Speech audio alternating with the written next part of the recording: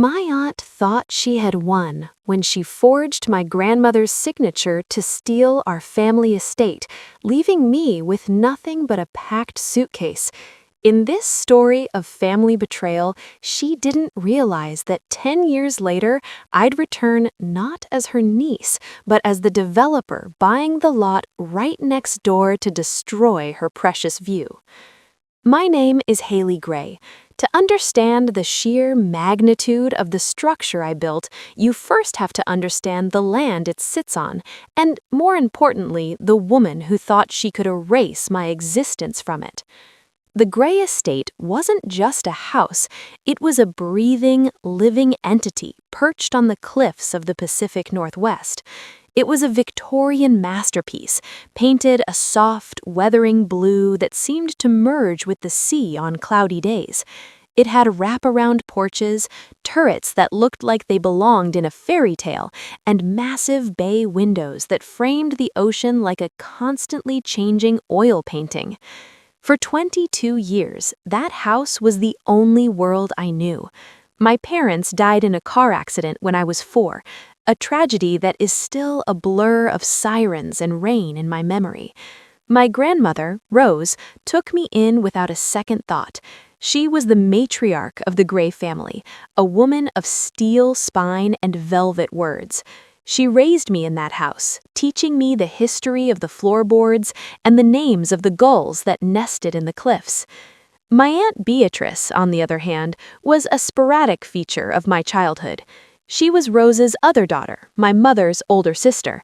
Beatrice didn't live at the estate. She lived in the city, chasing a high society lifestyle that she couldn't quite afford on her own.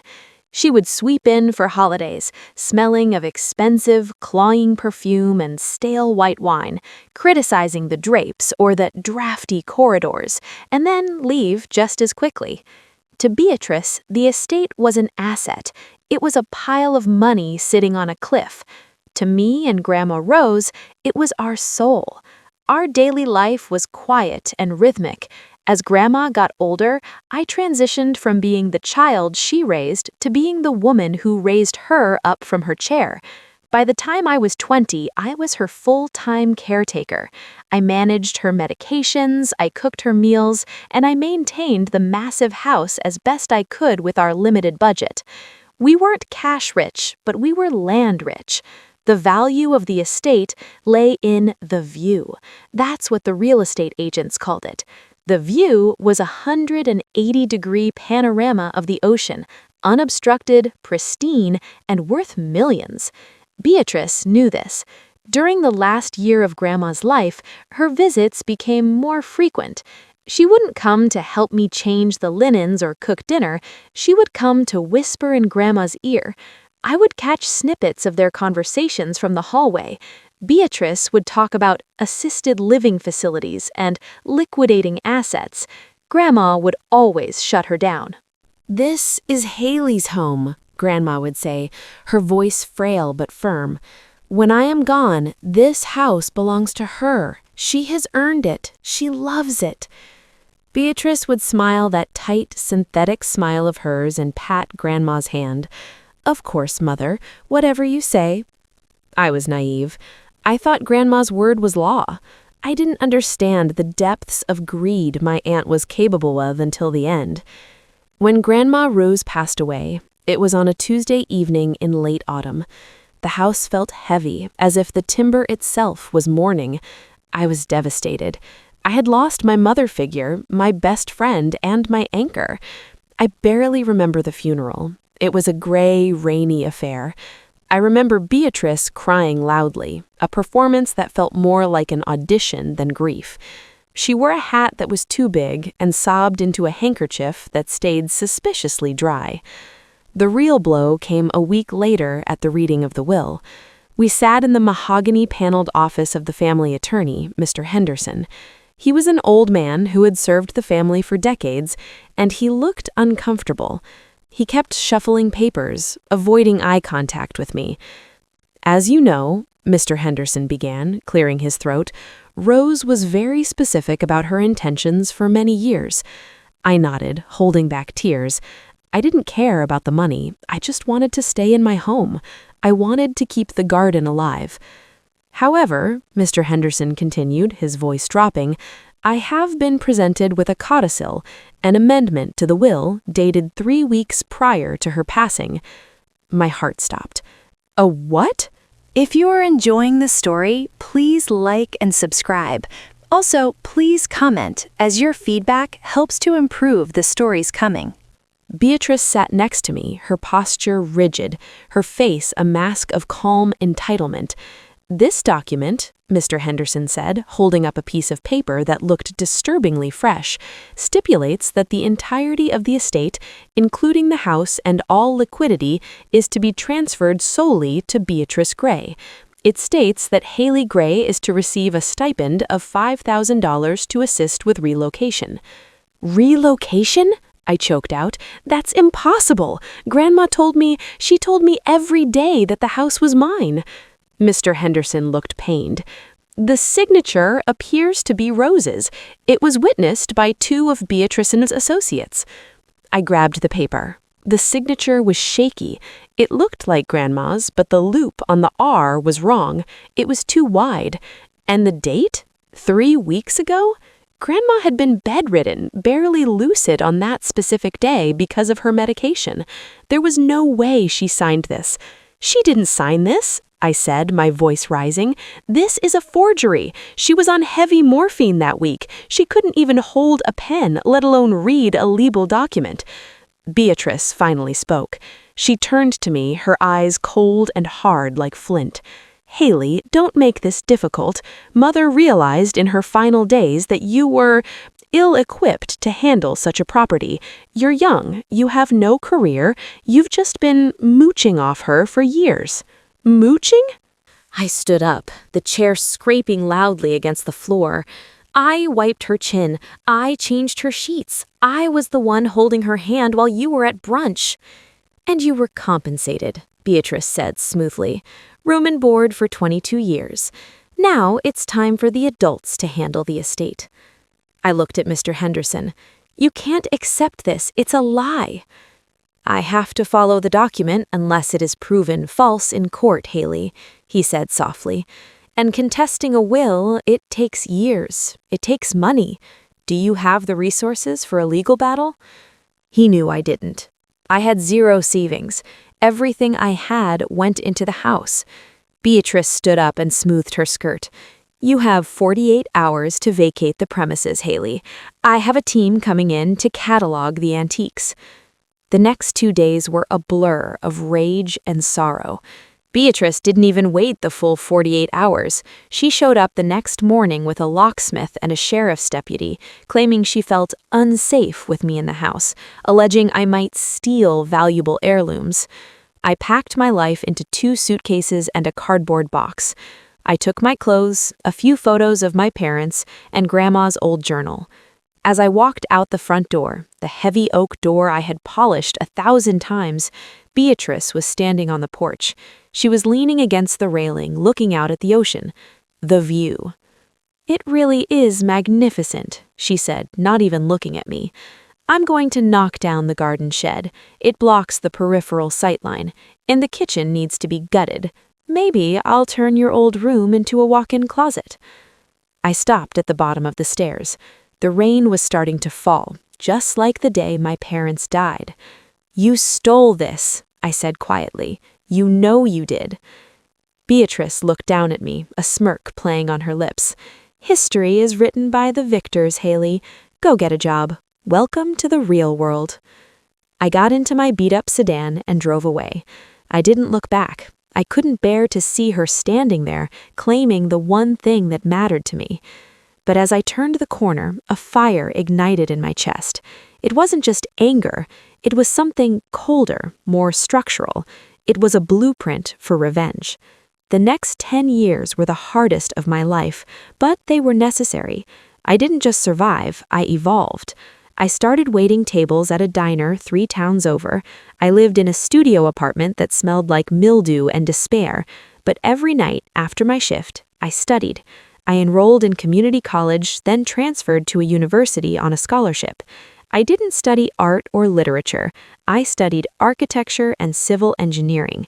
I became obsessed with zoning laws, property rights, structural loads, and urban planning. I wanted to understand exactly how the world was built, so I could understand how to dismantle it. I worked like a dog. I landed an internship at a major development firm in Seattle. I was the first one in and the last one out. My boss, a terrifying woman named Eleanor, saw something in me. She saw the chip on my shoulder and the hunger in my eyes. She mentored me. She taught me how to negotiate, how to spot undervalued land, and how to crush the competition without breaking the law. By the time I was 28, I was a project manager. By 30, I had started my own boutique development firm, Greystone Developments. I specialized in difficult builds, cliffside properties, odd lots, zoning nightmares.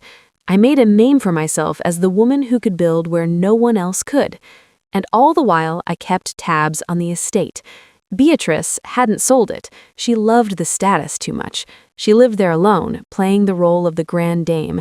She hosted parties, posted endless photos on social media of her view, and alienated the entire neighborhood with her arrogance. But I also knew, thanks to public records, that she was struggling. The upkeep of a Victorian mansion on the coast is astronomical. The salt air eats the wood, the storms batter the roof. She had taken out multiple mortgages on the house to fund her lifestyle and the repairs. She was leveraged to the hilt. The only thing keeping her afloat was the equity in the property, equity derived almost entirely from that legendary ocean view. Then, the opportunity arrived. The lot directly south of the Gray estate had always been empty. It was a narrow, rocky strip of land, technically considered unbuildable because of the slope and the weird property lines. It had been tied up in a probate battle for decades between distant relatives of the original owner. I had an alert set for that address. The moment the legal dispute was settled and the for sale listing hit the private MLS database, I pounced. It was listed cheap because everyone assumed you couldn't build anything substantial on it. You could maybe put a shed or a tiny cottage, but nothing that would justify the cost of stabilizing the cliff. They were wrong. I was a master of difficult builds now. I knew the new concrete technologies, I knew about cantilevered steel systems, and most importantly, I knew the local zoning code inside and out. The code for that specific coastal zone had a loophole. It stated that the height limit was calculated not from the street level, but from the average natural grade.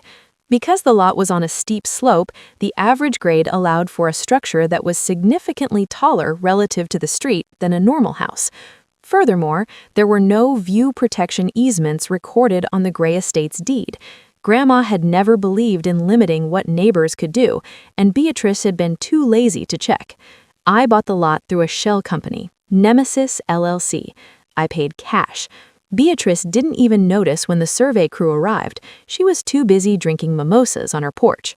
I watched her through the surveyor's scope from down the road. She looked older, harder. The house looked a bit tired, too. Paint was peeling on the trim. The design phase was my masterpiece. I didn't design a house, I designed a wall. It was a modern, brutalist structure.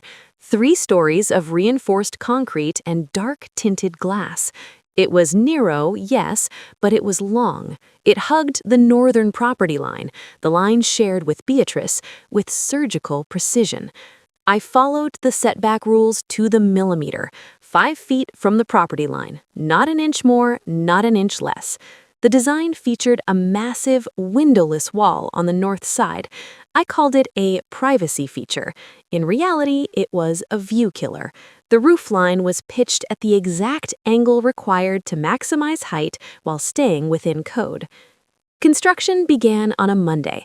When the heavy machinery rolled in, excavators, pile drivers, concrete mixers, Beatrice finally woke up. I was on site that day, wearing a hard hat and safety vest, holding a clipboard. I saw her storming out of her house, her silk robe flapping in the wind. She marched right up to the chain-link fence we had erected. "Excuse me," she shrieked over the sound of a diesel engine. "What is going on here? You can't bring this noise here." I turned around slowly. I lowered my sunglasses. It took her a moment. 10 years is a long time.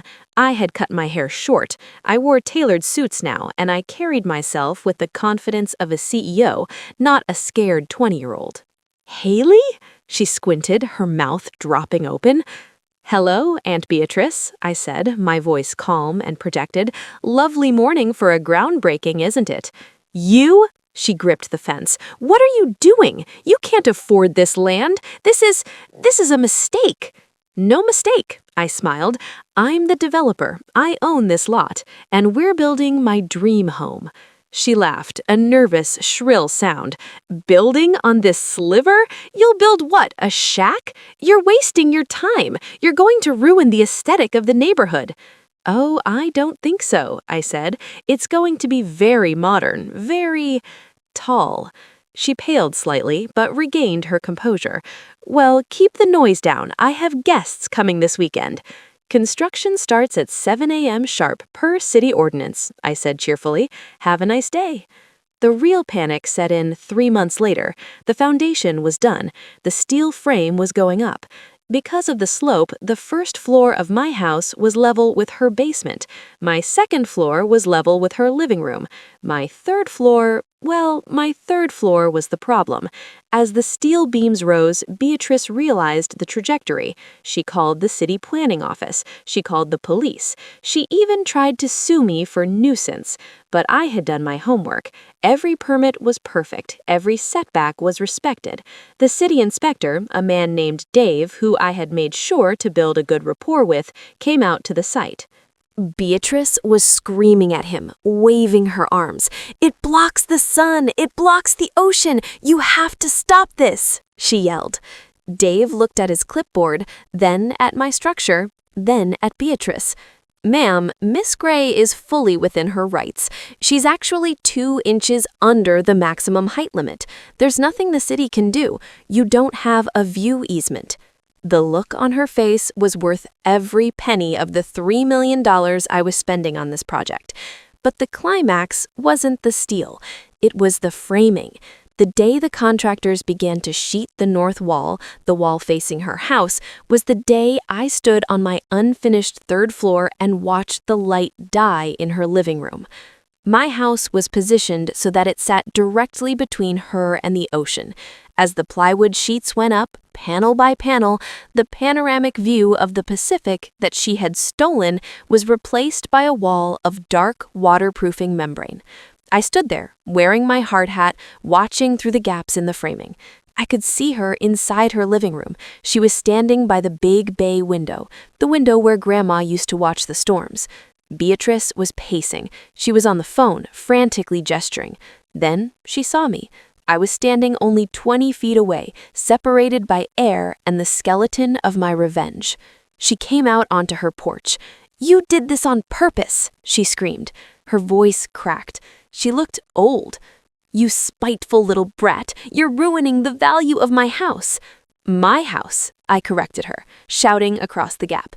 "It should have been my house. You stole it with a forged signature, Beatrice. Did you think I forgot?" "I am your family," she wailed. "Family doesn't steal inheritances," I replied. "Family doesn't kick orphans out onto the street with $5,000. I'll sue you. I'll bankrupt you." "You can try," I said, "but I have better lawyers than you, and unlike you, I earned my money. I can keep this up forever. Can you?" The house was finished 6 months later. I didn't skimp on the exterior. The side facing the street is beautiful. Cedar siding, glass, architectural concrete. But the side facing Beatrice, I painted it a dark, light-absorbing charcoal gray. When you stand in her living room now, you don't see the crashing waves. You don't see the sunset. You see a dark gray wall 5 feet away from your window. It blocks the direct sunlight from noon until sunset. Her house, once filled with golden light, is now in perpetual shadow. It's gloomy. It's depressing. The aftermath was exactly what I had calculated. Without the view, the Gray estate is just an old, expensive-to-maintain house on a cliff, but with the added disadvantage of having a massive modern structure looming over it. It feels claustrophobic. Beatrice tried to sell it 2 months after I finished construction.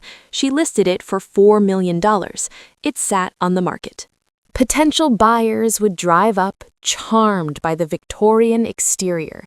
Then they would walk into the living room, expecting the legendary ocean view, and see my charcoal wall. The feedback was brutal. Too dark. Oppressive. What's with the neighbor? She dropped the price to $3 million, then $2 million, but no one wanted it. Who wants a luxury coastal home where you can't see the coast? Meanwhile, Beatrice's finances imploded. She had been counting on the house's value to refinance her loans. When the appraisal came back, the value had tanked by nearly 60% because of the external obsolescence. That's the technical term for my house. The bank refused to refinance. She couldn't pay the existing mortgage. She couldn't pay the property taxes. I lived in my new house, enjoying my view. My living room on the south side and fully glazed had a perfect angle of the ocean.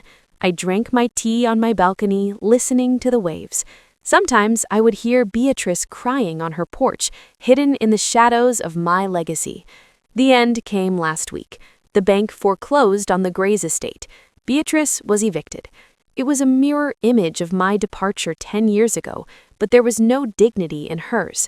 The sheriff escorted her out. She had bags under her eyes and gray roots showing. She screamed at the bank officers. She screamed at the movers. And she screamed at my wall. I didn't go out to talk to her. I watched from my security cameras. The house is going up for auction next month. It's being sold as is, a distressed asset. I've already spoken to the bank. I'm going to be the only serious bidder. I'll pick it up for a fraction of what it was worth 10 years ago. And once I own it, I have a new plan. I'm going to knock down the wall connecting our properties. I'm going to integrate the old Victorian house into my modern compound. I'll restore Grandma's garden. I'll fix the roof. I will turn the Gray's estate into the guest wing of my home. As for the view, I might keep the wall for a little while longer, just to remind myself that justice isn't always given to you. Sometimes you have to build it yourself, brick by brick, until it casts a shadow long enough to bury the lies of the past. My aunt wanted to leave me in the dark. I just returned the favor. If you believe the truth always finds a way out, like the video and please comment and subscribe if you enjoyed the story and want more revenge stories where betrayal meets consequences. Your feedback helps me to improve the videos.